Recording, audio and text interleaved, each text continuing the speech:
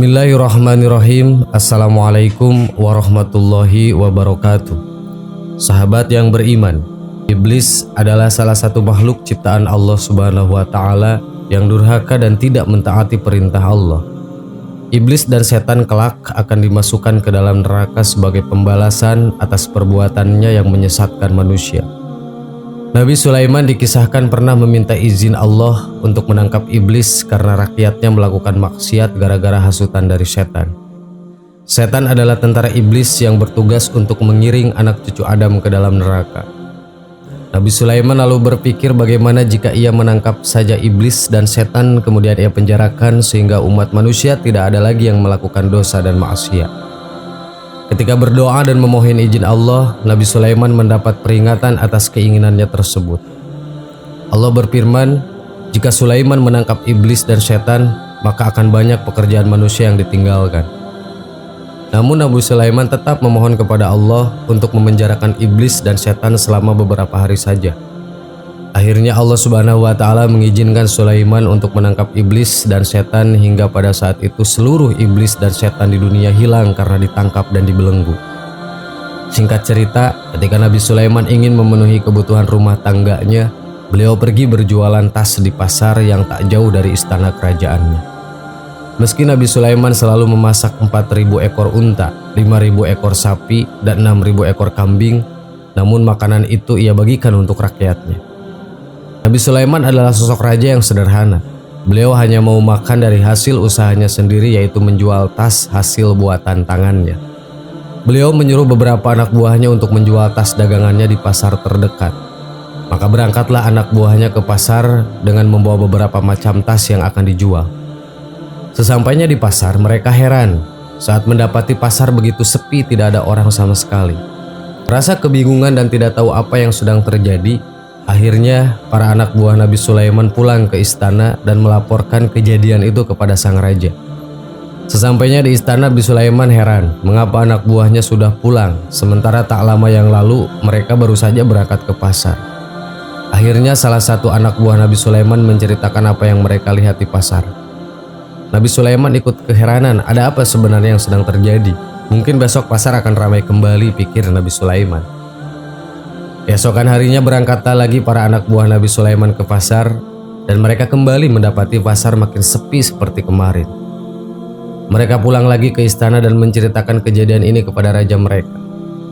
Akhirnya Nabi Sulaiman menyuruh mereka untuk mencari tahu keberadaan orang-orang yang biasanya ada di pasar. Mereka segera mencari orang-orang pasar ini dan mendapati orang-orang yang biasanya berjualan di pasar sedang berada di tempat-tempat ibadah. Mereka nangis dan berdoa kepada Allah meminta agar dosa-dosa mereka diampuni. Para anak buah Nabi Sulaiman menyampaikan hal ini kepada raja. Mereka yang membuat Nabi Sulaiman kian bingung. Mengapa orang-orang ini sampai 2 hari tidak berdagang, malahan hanya beribadah dan hanya mengingat kematian saja? Akhirnya Nabi Allah Sulaiman bertanya kepada Allah Subhanahu wa Ta'ala, "Ya Rob, apa yang sebenarnya terjadi? Kenapa orang-orang ini tidak bekerja mencari nafkah?" Kata Nabi Sulaiman. Allah Subhanahu wa Ta'ala kemudian berfirman, "Wahai Sulaiman, engkau telah menangkap para iblis dan setan, sehingga manusia tidak bergairah bekerja mencari nafkah, mereka hanya memikirkan tentang akhirat. Bukankah sebelumnya telah aku katakan kepadamu bahwasannya menangkap iblis tidak mendatangkan kebaikan?" Setelah mendapat jawaban dari Allah, akhirnya Nabi Sulaiman melepaskan iblis yang ia penjarakan dan pada keesokan harinya pasar kembali ramai. Orang-orang yang biasanya ke tempat ibadah dan kuburan kembali berdatangan ke pasar untuk berdagang. Mereka kembali bersemangat mencari harta dunia untuk makan dan memenuhi kebutuhan hidup. Sahabat yang beriman, itulah kisah Nabi Sulaiman yang pernah diizinkan oleh Allah untuk menangkap iblis atau setan. Wallahu a'lam. Wassalamualaikum warahmatullahi wabarakatuh.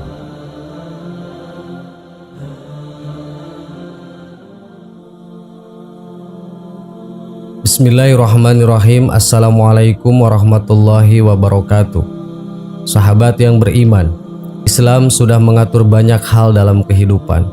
Salah satunya adalah waktu yang dilarang untuk tidur. Maka dari itu wajib hukumnya untuk orang tua memberitahu ajaran-ajaran agama Islam kepada anaknya, dengan harapan akan menambah ilmu pengetahuan dan juga membiasakan anak untuk mengamalkannya. Salah satu hal yang tidak terlepas dari ajaran agama Islam adalah tentang tidur. Perkara yang mungkin tampak sepele untuk beberapa orang ini mempunyai aturan tersendiri dalam ajaran Islam. Rasulullah mengatakan bahwa ada beberapa waktu yang dilarang untuk tidur.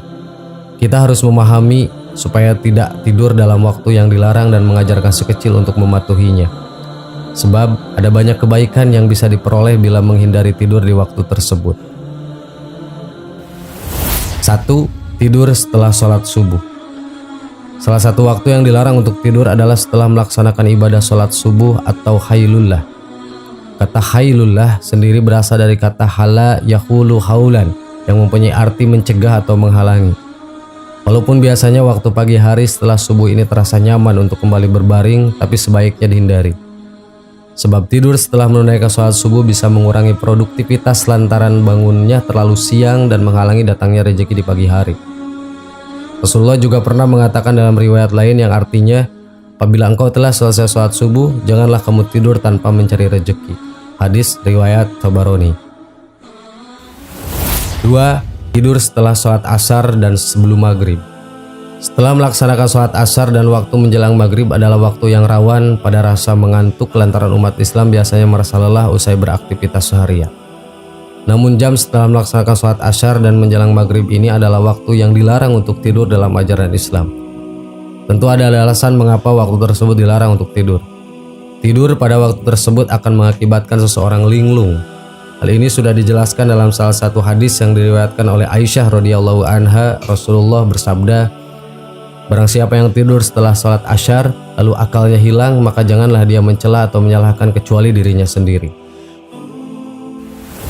3. Sebelum melaksanakan sholat isya. Wajib diketahui juga bahwa tidur sebelum waktu isya dilarang oleh Nabi Muhammad. Walaupun rasa kantuk yang luar biasa kerap menyerang di waktu tersebut, usahakan untuk tidak terlelap sebelum waktu isya tiba. Tidur sebelum waktu isya dikhawatirkan akan mengakibatkan seseorang terlewat melaksanakan ibadah sholat isya.